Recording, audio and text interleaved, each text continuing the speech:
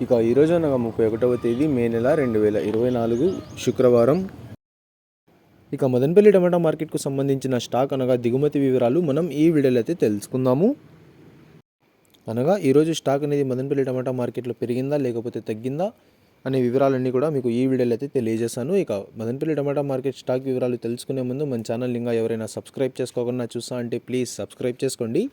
ఇక మనకు మదనపల్లి టమాటా మార్కెట్లో అయితే దాదాపుగా ఒక 27 మండీల దగ్గర నుంచి 30 మండీల వరకు అయితే మదనపల్లి టమాటా మార్కెట్లో అయితే ఉన్నాయి.